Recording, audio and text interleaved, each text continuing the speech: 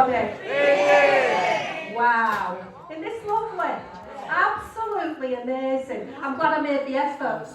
I've done my hair, done my face, I've put a nice dress on. Yeah, matching underwear. Don't worry, Lee. Don't worry. I'm fully aware I've more chance for medical emergencies in Poland. Yeah. I'm from Rochdale. I don't know if you know it, it's a little village. It's pretty outside Manchester. I don't know if you know it. For them that don't, it's famous for Grace Fields. It's not filmed there anymore. Lisa Sansfield and grooming gangs. There you go. Yeah, and I had an idyllic childhood. Yeah, I was dragged up proper. Smoking, drinking, underage sex. And it would have been perfect, but my mum was barking mad. She was absolutely crackers, obsessed with the weight. Yeah, and she was a yo-yo dieter. I'll give you an example. 1980, she was North West Slimmer at year. 1981, she was Face of Greggs. We just used to laugh at her. But then she got obsessed with me. She had me at Weight Watchers when I was 11. I think that's illegal. And if I lost weight, we stopped at Chippy on way home. I'll tell you what, talking about food and smelling that pie, did you all have some pie? Yeah, me and Mark nearly got a divorce over making that. Yeah, I haven't had anything to eat since this morning. No, I never eat before a gig. And lots of comedians do that, because it kind of makes you sharper. It makes the comedy keener. The laughs seem bigger because you're starving. But I don't do it for that reason. No, I don't eat before I do stand-up comedy because I've got IBS and I'm scared of shitting myself.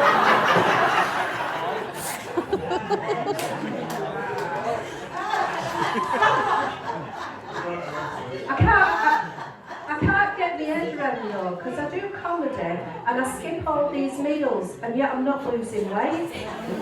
No, I don't think I'm doing enough gigs now. But I've done all kinds of diets. Yeah, I've done Slimming World, Weight Watchers, what else is there? Atkins. Oh, I've done them all. Do you know what my favourite one was? It was the cabbage soup diet. Oh. Yeah, it was amazing. It was like sudden weight loss, but it had a bonus. It was like a contraception as well. Yeah, because after you had a week of eating cabbage soup diet, no fucker would come near you. But my mother gave me a bit of a complex. I won't swim, I won't wear a bathing suit, and it went on for years. And then just recently I thought, oh for God's sake, get a grip. And I went swimming. It was life-changing, exhilarating, it was just amazing. And you know the best bit were? My tits floated. Oh, magnificent. Talking of tits, I've been married 36 years. Yeah, met and married within a year. He proposed to me at Bobby Ball's nightclub in Rochdale. Got down on one knee. Yeah, do you know what? Even after all these years, I can't be 100% sure he weren't just tying his shoelace. But I took it as a proposal and I had it booked by Monday. But when we married until death do us part. Yeah, I just didn't think it'd take this long. But I knew we'd stay together. I knew that we'd never separate because neither of us want custody of kids.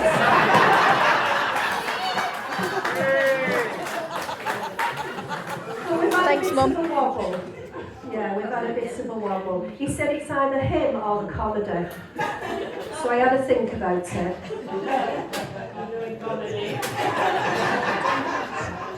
Oh no, I've had him a long time. I could never train another one at my age. So I took the punishment. He punished me physically, emotionally and financially. He made me take the grandkids to Butlins. But then, But then I had to agree to 2 gigs a week. Well, I've got 4 this week. Be alright though, don't worry, be alright. I'll just give you a blowjob.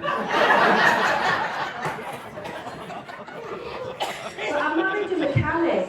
He's a proper petrolhead, obsessed with cars, and he's had loads of cars over the years. And I told him, I said, tonight I'm going to tell him about your car. He said, let me write it down so you don't get it wrong. El Camino, 1978, limited edition, black knight, 302 small block Chevy, 500 grey cars. 4 miles to the gallon, roll rockers, high lift cam, big valve heads, B&M auto on slow shift, and a 4-barrel carb. Karen asked me what kind of car I drive. Oh, thank you for asking. I wrote it down so I won't get it wrong. It's red.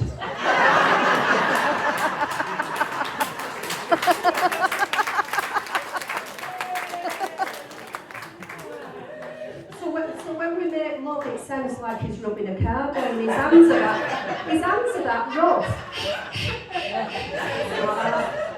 I know you're all wondering, how the hell can I have sex with the same person for 36 years? Let me tell you, I fantasise. I visualise somebody else's face. You know, like a movie star or a rock star or Joe next door.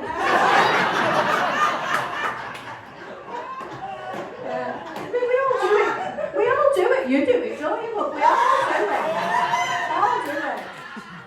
But I don't do it anymore. I don't need to do it anymore. Because since he retired, his hands are that soft, it feels like there's somebody else touching them.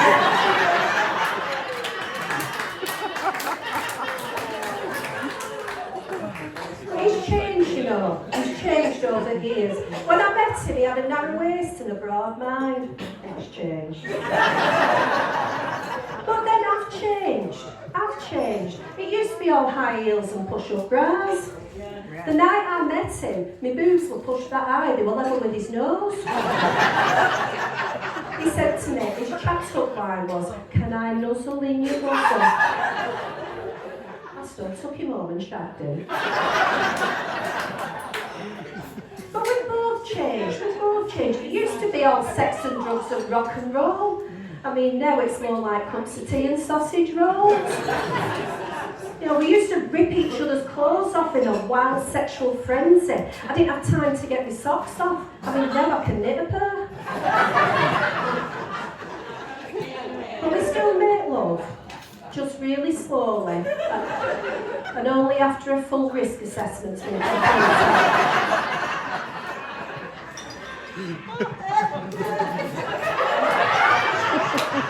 Did you like that one? Do you have to do it as well? It's thrown me off now. Don't talk to me. I can't remember how.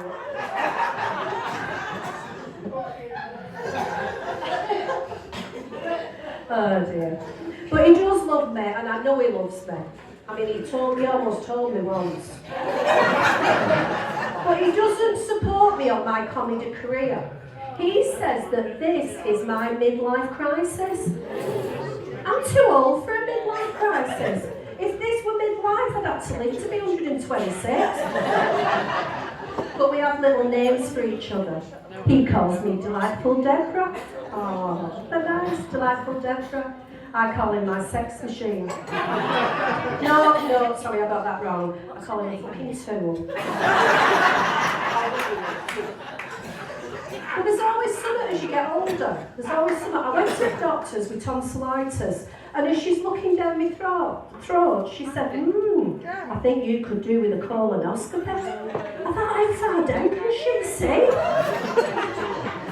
So I went to the hospital, and the doctor's telling me all the ways I can die, all the things that can go wrong. And then he said, you may experience sexual arousal. Oh. So anyway, it's time. I'm at the hospital. I'm on my left-hand side. He's got a camera up my bum. He's having a look. Give me a cheer if you've had a colonoscopy. Yay! Them that do cheer, there you go, something to look forward to. So anyway, I'm there on the table, he's got the camera up my bum, he's having a good look. He said, are you alright, love? I said, yeah, I'm fine. And I thought, he said, I'm not sexually aroused yet. He said, don't worry about it, dear, I am. My friend said to me, she said, don't it worry you when you do the comedy? Aren't you afraid that nobody will laugh and nobody will think you're funny? And I said, no, not really, because that's just like being at home, isn't it? I do this because it makes me feel alive. It makes me feel relevant and it makes me feel me.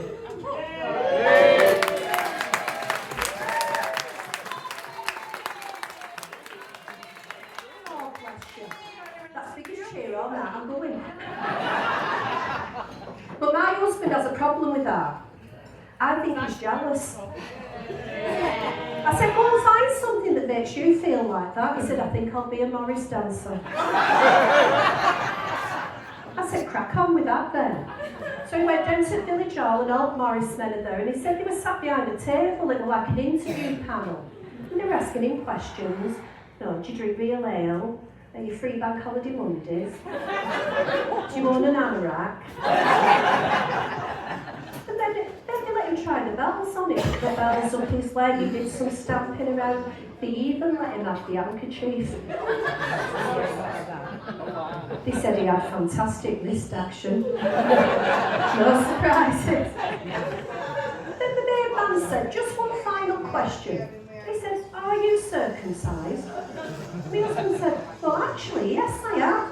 The man shut the book.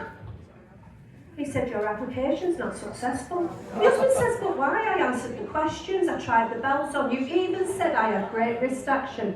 He said, you don't meet the criteria. Apparently, to be a Morris dancer, you've got to be a complete prick.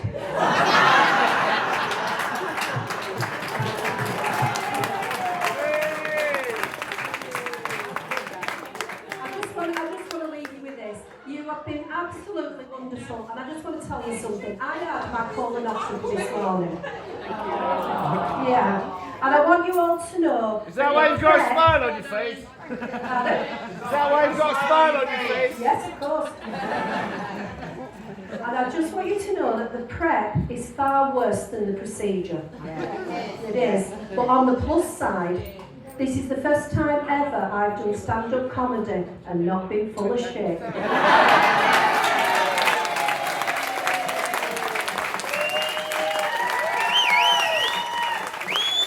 Ladies and gentlemen, come on. On your fucking feet. On your fucking feet for Debbie Hall. Come on.